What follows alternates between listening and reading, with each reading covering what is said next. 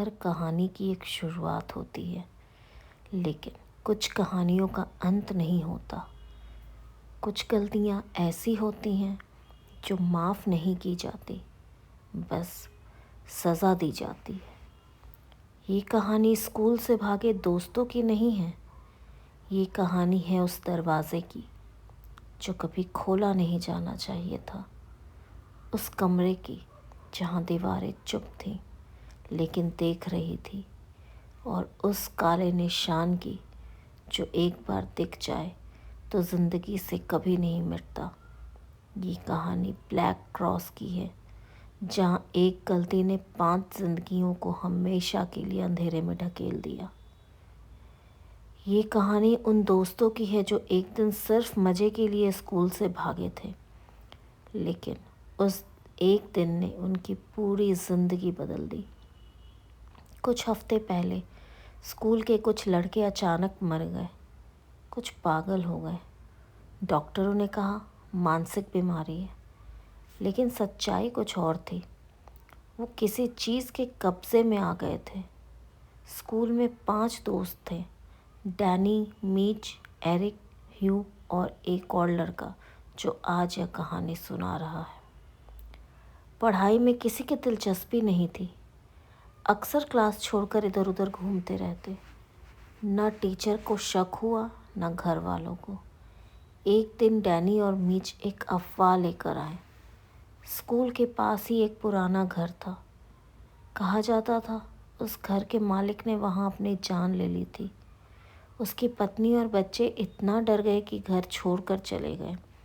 तब से वो घर खाली पड़ा था। सुनते ही सबका दिमाग वहीं अटक गया। अगले दिन लंच के बाद 5 स्कूल से चुपचाप निकल गए और उस घर की तरफ चल पड़े। घर बाहर से बिल्कुल नॉर्मल दिखता था।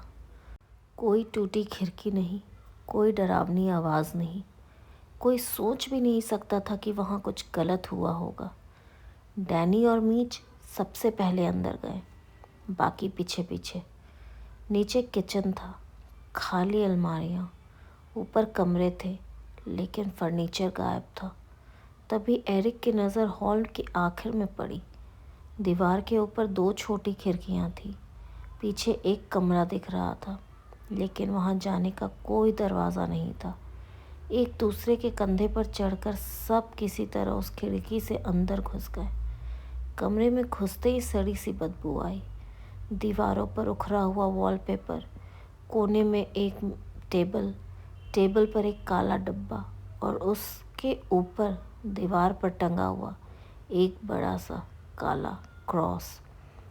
डेस्क, डब्बा, क्रॉस, सब कुछ पूरी तरह काला रंगा हुआ था।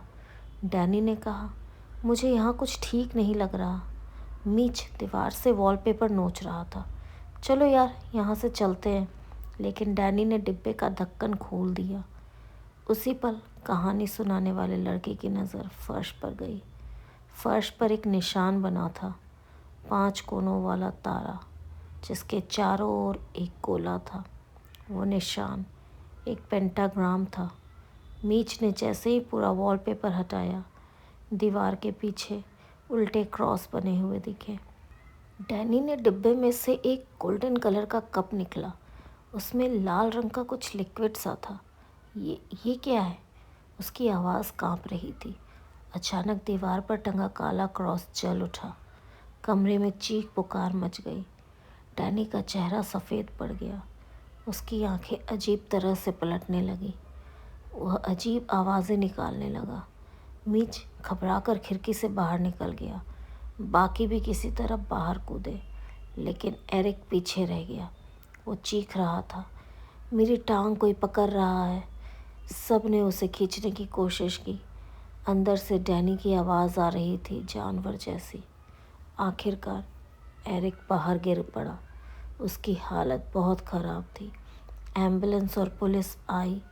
डैनी को ज़बरदस्ती उस कमरे से निकाला गया। उसके बाद डैनी कभी किसी ने नहीं देखा। कुछ दिनों बाद खबर आई कि एरिक की अचानक मौत हो गई। डॉक्टर कोई वजह नहीं बता पाए। धीरे धीरे सब बिखर गया। गर्मी की छुट्टियों में कहानी सुनाने वाले लड़के को मीच की बहन मिली। वो रो रही थी। मीच की मौत हो चुकी थी और ह्यू अपनी सुध-बुध खो चुका था। अब सिर्फ वही लड़का बचा था।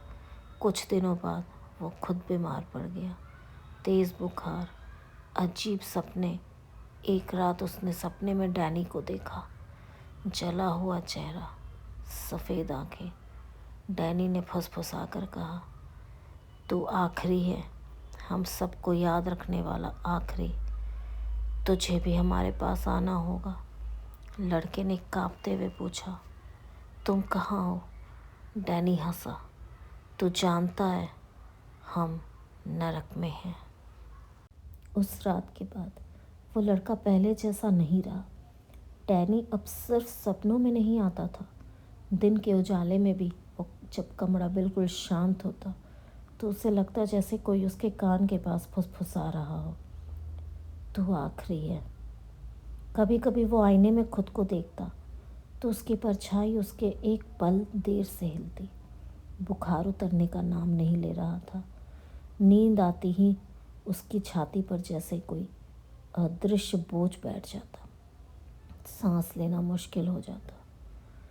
डॉक्टरों को कुछ नहीं मिला, सब रिपोर्ट्स नॉर्मल थी। लेकिन एक दिन उसकी दादी ने उसकी आंखों में देखा और उनका चेहरा बिल्कुल सख्त हो गया। उन्होंने धीमी आवाज़ में कहा, ये बीमारी नहीं, इसके पीछे कुछ है। उसी रात दादी उसे शहर से दूर एक पुराने चर्च ले गई। वहाँ एक बुज़ुर्ग प्रीस्ट रहते थे। उनकी आंखें थकी हुई थी, जैसे उन्होंने बहुत कुछ झेला हो। प्रीस्ट ने लड़के की तरफ देखा और बस एक ही बात कही, ये अकेला नहीं है। जब लड़के ने उस घर का जिक्र किया और ब्लैक क्रॉस का नाम लिया तो प्रीस्ट की उंगलियां अपने आप क्रॉस पर कस गई। उन्होंने कहा, वो जगह एक दरवाज़ा है और यह लड़का उसे खोल कर लौट आया है। उस रात एक रस्म शुरू हुई। कमरे में मोमबत्तियाँ जली, दीवारों पर प्रार्थनाएं लिखी गई। लड़के के हाथ में एक पुराना क्रॉस पकड़ा दिया गया। प्रीस्ट ने चेतावनी दी, जो भी आवाज़ सुने उसका जवाब नहीं देना, चाहे आवाज़ कितनी भी जानी पहचानी क्यों न लगे। आधी रात के बाद लड़के का शरीर ठंडा पड़ने लगा। उसकी आंखें बंद थीं, लेकिन उसे सब दिख रहा था। कमरे के कोने में कोई खड़ा था। धीरे धीरे वो आकृति पास आई। वही आवाज़ डैनी की, हम सब साथ हैं, तू भी हमारा है। लड़के के होठ अपने आप हिलने लगे। उसकी हंसी कमरे में गूंजने लगी। प्रीस्ट ने ज़ोर से प्रार्थना पढ़नी शुरू की। मोमबत्तियाँ भी हिलने लगी। हवा बहुत तेज़ हो गई। तभी प्रीस्ट बोले, इसे बचाने का एक ही रास्ता है। इसे उस जगह से नाता तोड़ना होगा जहाँ से यह सब शुरू हुआ था। अगली सुबह वो उस पुराने घर के सामने खड़े थे। वही घर, वही खामोशी। लेकिन इस बार लड़का अंदर नहीं गया। प्रीस्ट ने घर की तरफ मुँह करके आखिरी बार प्रार्थना पढ़ी और कहा, जो भी इसके पीछे आया था उसे यहीं रोका जाता है। उस पल हवा अचानक शांत हो गई। लड़के का बुखार उतर गया। आवाज़ बंद हो गई। लेकिन कहानी यहीं ख़त्म नहीं होती। सालों बाद वो लड़का अब एक नॉर्मल ज़िंदगी जी रहा था। डरावने सपने ख़त्म हो चुके थे। डैनी की आवाज़ भी नहीं आती थी। उसे पूरा भरोसा हो गया था कि प्रीस्ट ने जो किया वो काम कर गया। आज वही लड़का ये कहानी सुना रहा था। लेकिन कहानी ख़त्म होने से पहले उसे एक बात याद आई। उस रात जब प्रीस्ट आखिरी प्रार्थना पढ़ रहे थे, उन्होंने एक बात कही थी जो उस समय किसी ने ध्यान नहीं दी। उन्होंने कहा था, यह सब ख़त्म नहीं हुआ है, यह बस अपनी जगह बदल रहा है। लड़के को अब समझ आया, उस घर में जो चीज़ थी वो किसी एक को नहीं चाहती थी। उसे गवाह चाहिए था, कोई ऐसा जो ज़िंदा बचे और कहानी सुनाए, क्योंकि डर तभी ज़िंदा रहता है जब कोई उसे याद रखे। और तभी लड़के ने महसूस किया पिछले कुछ दिनों से, जब भी वो यह कहानी किसी को सुनाता था, सामने वाले की आंखों में एक पल के लिए वही काला साया दिखता था, वही खालीपन।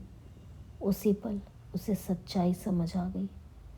ब्लैक क्रॉस ने उसे नहीं छोड़ा था, ब्लैक क्रॉस ने उसे चुन लिया था।